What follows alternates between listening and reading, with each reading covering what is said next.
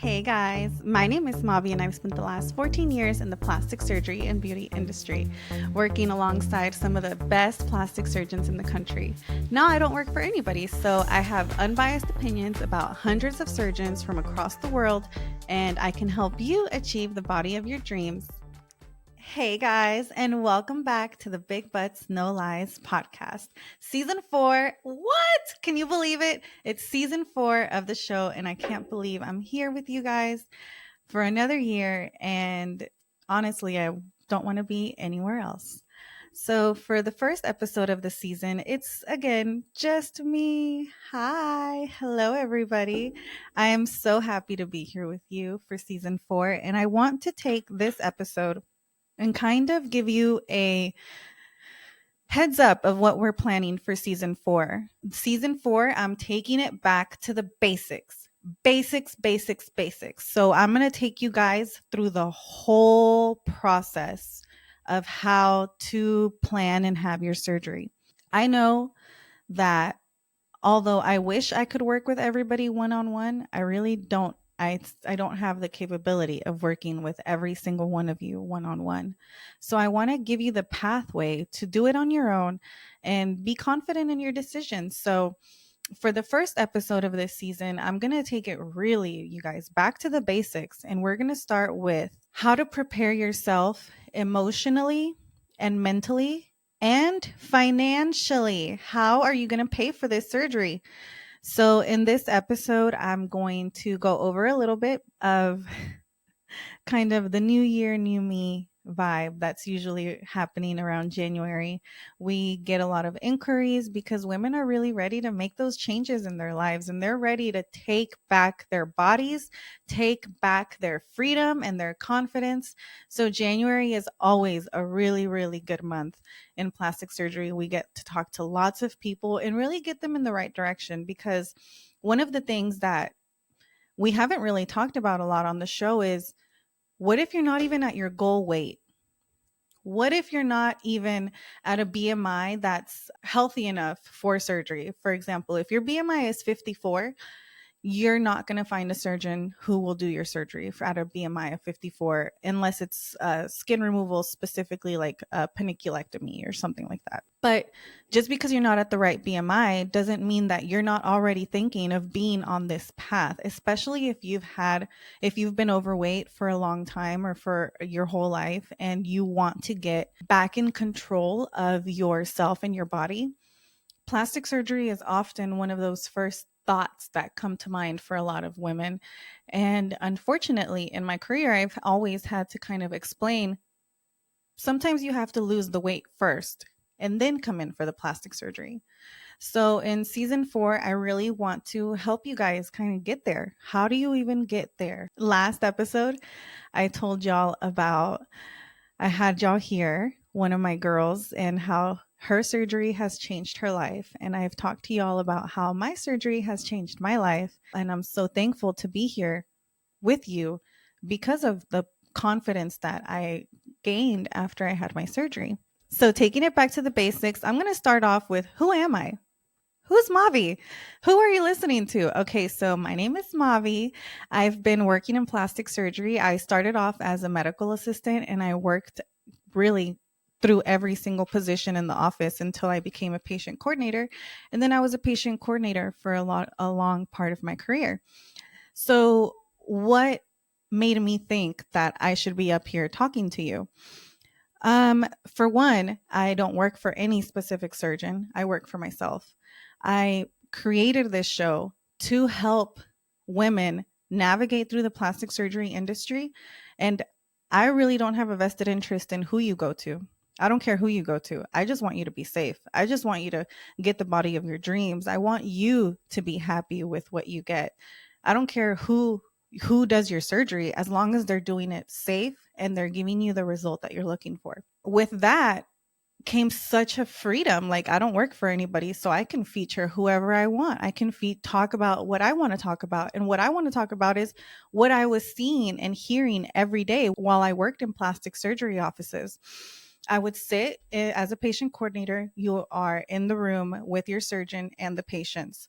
So I would get to hear every single patient's story and what surgeries would be appropriate for them and why we couldn't do certain things. And that knowledge, I soaked it up for 15 years, you guys. 15 years, I soaked it all up. And during the pandemic, it was time. I had to make a change because of the pandemic. Daycares closed down. All this stuff was happening around my life. I was in the middle of a divorce.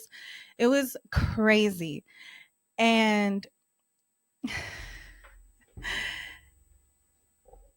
I don't even know, honestly, how I decided to just go launch a podcast, but I had stories that I had heard and seen while I was working in the plastic surgery, my last coordinator position, that my super comfortable, cushiony patient coordinator position. I saw a lot of stuff, more than I had ever seen. Botched work, more than I had ever seen. We had patients coming in wanting us to redo tummy tucks that they had in Mexico, wanting us to redo BBLs and breast augmentations and tummy tucks that were done in Florida. And people were just getting terribly botched. People coming from the Dominican Republic looking terrible. Like, it was so shocking to me because I had not been in an environment where I was routinely seeing botched patients. It just so happened that last office that I was at, one of the surgeons worked at the hospital in the emergency room as the one of the plastic surgeons. So when they had cases that needed a plastic surgeon, they would call him. And so we would see things like BBL infections, abscesses, pus coming out of BBLs, booties, tummy tucks opening, like incisions opening all the way up where you can literally stick your hand in it if you wanted to. Breast augmentations where women, or breast reductions, lifts, surgeries where women are losing their nipples. It was traumatic. You guys have no idea how traumatic it is to watch somebody who's been botched suffer. And I can't even imagine, as a botched patient, how traumatizing and traumatic it is for them. And for, like, I can't put into words how life changing a botched result can be. So, because I saw all of that, I knew I have to get out there. I have to spread the word. I have to help women find the right plastic surgeon, because if not, they're going to get botched. They're going to end up in places that they're not going to get the results that they're looking for. So it became my mission to help women navigate through the plastic surgery journey. It was like, it's my jam. I've been doing it for so long. I love it. And with all of that, I want to give you this message. So no matter where you are in your surgery journey, if you are at your ideal weight or if you're not at your ideal weight, I want you to know that you are worthy and you deserve to have the body of your dreams, and you can do anything.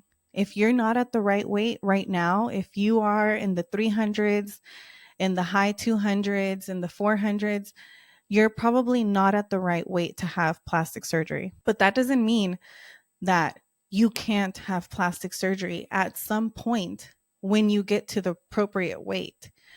And how do you know what the appropriate weight is? Well, first, I would calculate my BMI. So the way you calculate your BMI, you're going to go on Google, Google, okay, enter, and then you're going to put in the Google search bar BMI calculator. And when you put that in, you're going to find one of the websites, click on it, put your information in. They're going to ask you how tall you are and how much you weigh, and if you're a male or a female, and how old you are. And then it's going to give you your BMI. So most of the time, surgeons have a BMI requirement. So for example, your BMI has to be between, well, really it's not like a between, but it's more of a, it can't be higher than. So most surgeons, depending on wherever you go, whoever you go to, they're all different. There's high BMI surgeons who will do your surgery when you're like in the high 30s, like 37, 38. There's surgeons who cut you off if your BMI is over 28. There's surgeons that cut you off if your BMI is over 30. Once you get your calculation, you're going to figure out, what's my BMI? If my BMI is in a healthy range, according to the website, okay, healthy according to the website. I'm not saying you're not healthy. I'm not saying anything about you specifically. All I'm saying is BMI. Okay. I know BMI gets a lot of bad energy and like it's discriminating. But I mean, if your BMI is 48, that tells me that you're not healthy enough to have plastic surgery. You could have other things that could happen during your surgery that could cause you to have bad experience. I don't want that for you. So, while you're on your journey to get to the appropriate weight, your BMI, right? The right BMI for you, for your height and weight, in that time, you can also develop other parts of your person. So, if you've been listening to the show and you've been listening to me, you know that part of why I'm doing what I'm doing is because after I had my surgery, and I was like, oh yeah, I got my mommy makeover. Now my life's gonna change. My husband's gonna be nicer to me. Ex-husband now. He's gonna be nicer to me. Everything's gonna be so much better. And then I had my surgery and he wasn't nicer to me. And I was like, oh wait. Now I'm acting like my own patients when they're sitting there and I'm telling them don't do it for somebody else. I was doing it for me, but thinking maybe it'll make my husband nicer to me. But then when it didn't, it made me think, oh, I guess I have a lot of work to do on the inside too. Having that you're beautiful on the outside doesn't automatically translate to the inside. So you have to work on yourself while you're in your plastic surgery journey. I believe that in order for you to really enjoy your results and have realistic expectations is to develop your character and your self-esteem and your confidence, but while you're going through the surgery journey, before, during, and after. And honestly, for the rest of our lives, we should be working on our confidence and being better people. So that reminds me, y'all know I'm reading this book. I told y'all about it last season. It's called The Inner Work. And I don't know how many of you guys are into manifestations or words of affirmation or anything like that. But if you listen to the show, you know I'm so into it because I swear I wrote this life down years ago and I said, it's going to happen. And here I am with my very own plastic surgery podcast. And I get to live the life of my dreams. I get to be with my kids and take them to school and bring them home and cook them lunch and be with you guys, talk to you, hear about your stories, be a part of your transformations, all of that. I'm living my dream life and I'm so, so happy. So I want you to live your dream life too and be so, so happy. So these are some of the words of affirmation that are in this book that when I was reading them, you guys, I got shivers and tingles all through my body while I was reading them. So I'm going to read them to you. And I want you to, in 2024, believe these. It's a ton of them, so I'm not going to read all of them, but here are some. I am already worthy. I forgive myself and others. I am wanted and needed. I am seen. I am free from my past. I have no regrets. I face my fears with courage. I expect the best case scenario. I have everything I need. I am fully satisfied in my life. I easily celebrate the success of others. I have no enemies. I am honest. I go with the flow. I trust I will always be okay. I am unique and gifted. I am talented. I am inspiring and inspired. I am a success. My life is a success. I see only opportunities and my life has extraordinary meaning. I mean, come on. After you read that, how do you not feel pumped and feel like you can take the world on? You can. You can take the world on. In 2024, in season 4, it's new year, new me, and I'm going to help you get there from start to finish. In season 4, one thing you will notice is that the episodes will be a little bit shorter. I don't want to waste too much of your time. I want to make every episode fruitful, straight to the point, getting you what you need so you can actually go on with your life and not have to worry anymore. So, to recap, the most important thing of 2024 is going to be love yourself. You deserve it. You're worthy. And I'm here for you. I will see you guys next week.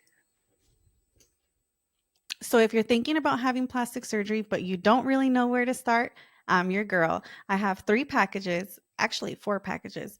My number one most purchased package is the surgery blueprint. So, with the surgery blueprint, I help you find a surgeon and I help you get ready for surgery. So, we kind of prepare you for what's to come, helping you figure out where your recovery house or who's going to take care of you or figuring out all of your caretaking situation. We do that for you. My second most popular package is actually my Express Transformation package. With that one, we are helping you find a surgeon, we're helping you prepare for surgery, but we're also giving you a nutritionist and a mental health coach and a concierge wellness. What the team does is make sure that all of the T's, the dots, the I's are dotted, and the T's are crossed, and you have everything ready for your surgery.